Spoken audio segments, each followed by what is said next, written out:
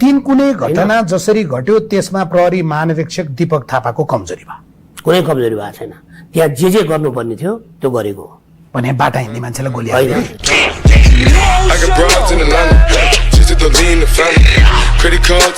नवराज सुवेदीको घरमा उहाँलाई house arrest राख्ने निर्देशन चाहिँ कसको? हामीले हाउस एरेस्ट राखेको छैन, लिगली रूपमा त्यो गरेको पनि छैन। 12 जना प्रहरी चाहिँ लिएर गएर त्यहाँ के गट्टा खेलाको?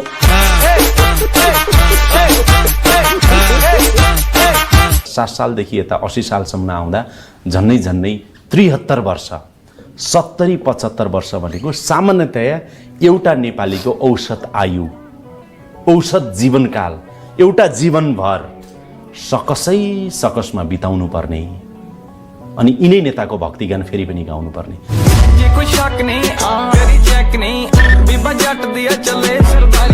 काठमाडौँका मेयरले यति धेरै भोट ल्याएर जित्छन् भन्ने कुरा तपाईँले सोचेकै होइन नि? होइन। त्यसो भए बालनले त्यति धेरै भोट ल्याएर जितिसकेपछि यो पटकको चुनावमा कति तर्सिनु भएको छ? तर्सेको छु। देशभित्र र बाहिर बस्ने ठुलो जनसङ्ख्याको एउटा गुनासो अझै पनि के हो भने 100 केजी सुन चाहिँ कतै कसैले नदेखिकन छिर्न सक्ने त्यही विमानस्थलबाट। चार्ल्स शोभराले त भन्थे कि म हात्ती पनि छिराइदिन्छु भनेर भन्थे। तर खाडी मुलुकमा बस्नेले दुःख जिरो गरेर आफ्नो परिवारमा ल्याएको एउटा मोबाइलको चाहिँ तपाईँहरूलाई राजस्व लिने त्यो आँसुको मूल्य।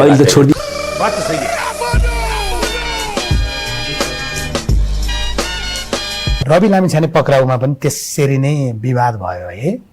नेपाल प्रहरीले चाहिँ यस्तो भयो, विवाद भन्दा पनि विवाद गराउने काम भयो भन्नु न त प्रहरीले गर्ने काम गरे हो, अरू के गरे? प्रहरीले चाहिँ व्यक्तिलाई पक्रिँदाखेरिमा तिम्रो अन्तिम इच्छा के छ भनेर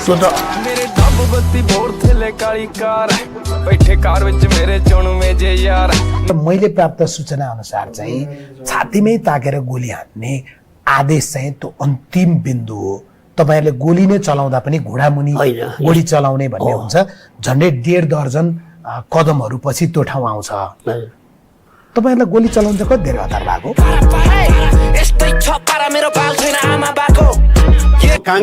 कांग्रेसलाई भोलि राज संस्था फर्किहाल्यो भने 47 सालको संविधान त कांग्रेस एमालेले मानेको।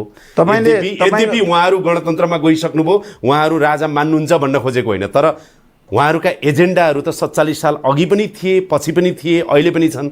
माओवादीको एजेन्डा त गणतन्त्र, मलाई संघीयता, धर्मनिरपेक्षता, सुन्नु न, ती सबै सकिन्छ। त्यो चाहिँ हो। तपाईले त्यस्तो भयो भने, काल्पनिक कुरा गर्ने हो भने त्यस्तो त हुन्छ, तर म अर्को पाटो हेरिरहेको छु मैले। यदि त्यस्तो दुर्घटना हुने नै स्थिति आयो भने प्रचण्ड र माओवादीको झन् ठुलो खोज जनताले गर्नेछ, झन् ठुलो आवश्यकता बोध हुनेछ र विशाल आन्दोलन फेरि हुन्छ। होइन, अब जंगल पस्न त सकिँदैन। आगामी वर्षसम्ममा सबै ड्रप आउट समाप्त पार्छौँ भनेको छ र शिक्षा क्षेत्रमा ठुलो परिवर्तन ल्याउँछौँ। हामीले हाम्रो आवश्यकता अनुसारको जनशक्ति उत्पादन गर्ने योजनाबद्ध विकास गर्छौँ भनेर हामीले भनेका छौँ। स्वास्थ्य क्षेत्रलाई त्यसै गरी नेताहरूले जिम्मा लिएका भनिएका विद्यार्थीहरू त अहिले स्कुल गएका छैनन् भनेर रिपोर्टिङहरू आइरहेछन् जिल्लाबाट। तपाईको कस्तो राम्रो सोच रहेछ के मन्त्रीज्यू। तपाईको अनुहार हेर्दा यति राम्रो हुनुहुन्छ, सोच तपाईको यति राम्रो छ, सपना यति धेरै राम्रो छ, अनि कुलमान घिसिङलाई किन निकाल्न खोजेको?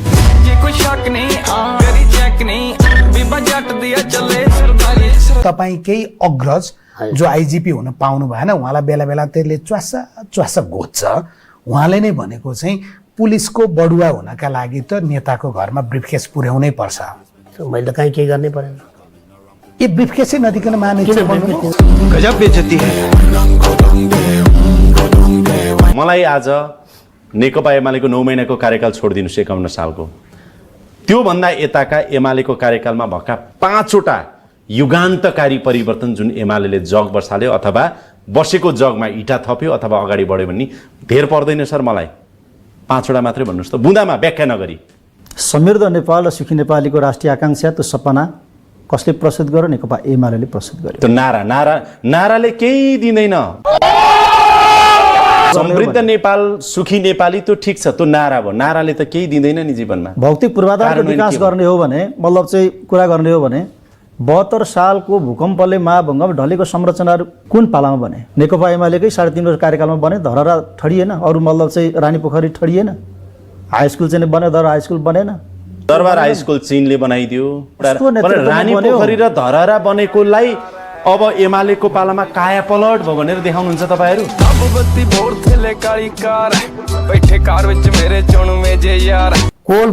तपाईँको यो जुन मनबाट भनिरहनु भएको छ स्पष्ट रूपमा व्यवहारमा त्यो देखियोस्, तर प्रहरी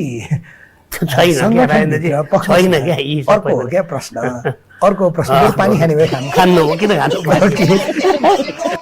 जब राजालाई 25 गते एयरपोर्टमा जति समर्थक आए, अब यसले के देखायो भनेदेखि गणतन्त्रको जग चाहिँ हल्लाएछ राजावादीहरूको प्रदर्शन र स्वागतले भन्ने देखायो। त्यो तरङ्ग पैदा त पक्कै पनि भएकै हो। त्यही तरङ्ग पैदा भएको हुनाले नै हामीले रियाक्सन दिनुपर्ने अवस्था आयो पनि। तपाईँहरू डराकै हो।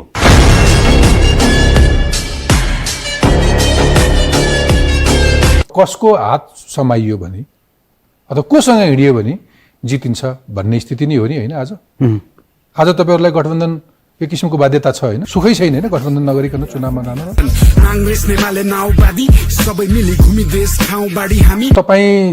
तपाईँ चुनावमा उत्रिने भनिसकेपछि त भेडा बाख्रा खसी बोका सबले लखेट्छन् नि, होइन? मैले सोध्न नपर्ने एउटा प्रश्न सोधौँ, सोध्न नआउने प्रश्न सोधौँ, तपाईँलाई सजिलो हुन्छ यसैमा।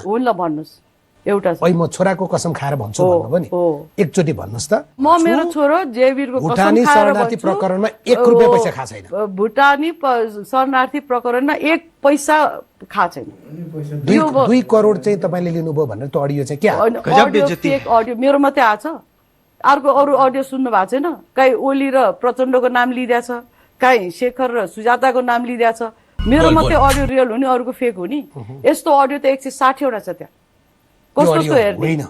घुसको पनि प्रमाण दिन्छ कसैले भने, भ्रष्टाचार पनि प्रमाण दिन्छ त। अनि भन्दैमा हुन्छ त। प्रहरीले खोज्छ नि। अस्ति पनि म तपाईलाई अर्को एक्जाम्पल प्रमाण त चपाइदिनु हुँदो रहेछ तपाईँको कांग्रेसको नेताहरू।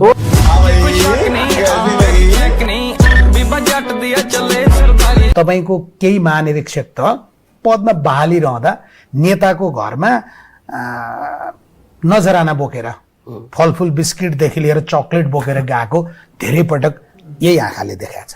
त्यो अरू विषय व्यक्तिगत क्यारेक्टर होला, कसको काम मलाई थाहा भएन, तर मेरो हकमा तपाईँले यसरी देख्नुहुन्न। केही बुझाउनु परेन? बुझाउनु नै परेन, गर्नु परेन, किन जानुपर्ने? आवश्यकै भनेको भेटेर मात्रै पुग्यो। अनि भेट्न त पर्यो नि, मैले कसलाई भेट्नु पर्यो? अनुमति दिनुहुन्छ भने अध्यक्षज्यू,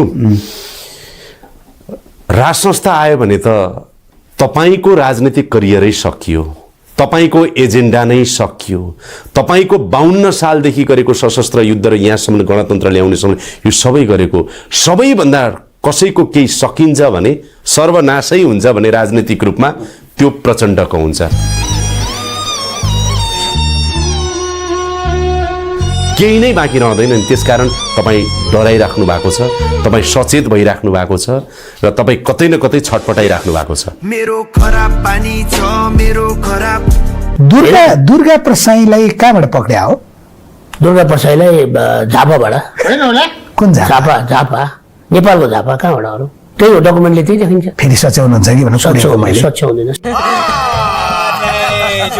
तपाईँहरूले दुर्गा प्रसाई भन्ने जो सो घोषित जनकमान्डर हुनुहुन्थ्यो, उहाँसँग चाहिँ डराउनु हुँदो रहेछ।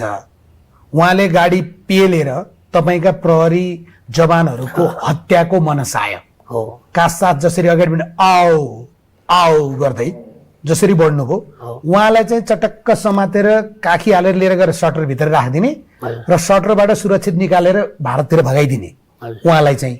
अनि बाटोमा हिँडिरहेको रेबिका खत्रीलाई चाहिँ गोली हान्ने? त्यस्तो होइन होला, त्यस्तो होइन होला। होला नभन्नुहोस् न, त्यस्तो भएको छैन सर। बाहिर घाम लागिरहेछ।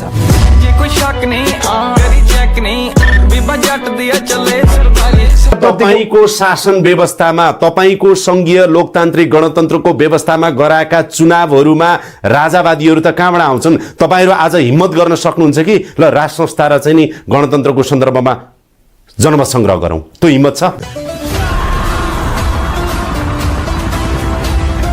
8 वर्ष अगाडि यो देश लोड सेडिङ युक्त थियो, मलाई भन्ने दिनुहोस्, अनि करेक्सन गर्नुहोस् है त। लोड सेडिङ युक्त थियो, लोड सेडिङ मुक्त भयो।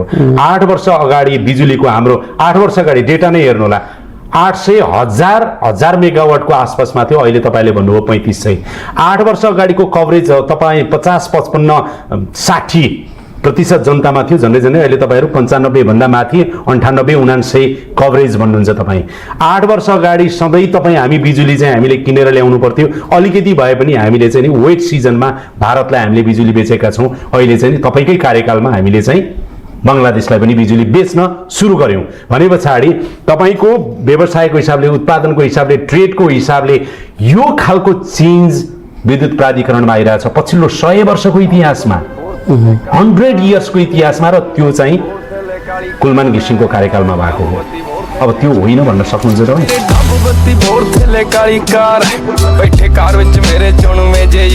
नेपाल प्रहरीको कुनै सरुवा बडुवा केहीमा कसैले पैसा लाग्छ भन्छ भने त्यसलाई समातेर हाल्का बुझाउँ। लाग्दैन, बुझाउनुहोस् यहाँ मलाई। हो त्यही भन्छु म, कामको आधारमा। यसको पनि तपाईँको समयमा न्याय हुन्छ।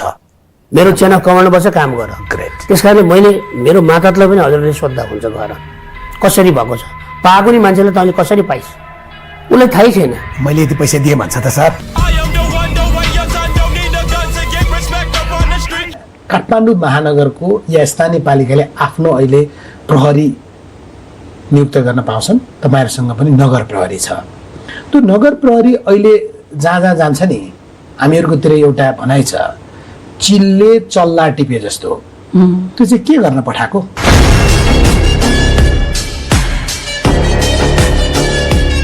तपाईँको भाषामा भन्दा राजा यसरी चम्किरहेछन् नचाहिँदो किसिमले, संविधान विपरीत गएर, गणतन्त्रको भावना विपरीत गएर तपाईँले भनिराख्दाखेरि जनमानसमा यो कुरा आइराख्दाखेरि गरौँ न त एकचोटि जनमत सङ्ग्रह। ल राजा चाहिने नचाहिने जनमत सङ्ग्रह सुन्नु छ, मैले तपाईँलाई अघिदेखि भन्नु एकदम सुन्नुहोस्। पहिलो कुरा लगेर अब जनमत सङ्ग्रह गरौँ भनेर तपाईँ जनमत सङ्ग्रह गर्ने भनेको राजाले चाहिँ राप्रपाको कि त नेता भएर आउनु पर्यो, पार्टी खोल्न पर्यो, जनमत लिन जान पर्यो, उनलाई त्यो स्वतन्त्रता दिन हामी तयार। संसारमा राजाले पार्टी कहिले खोल्दैन।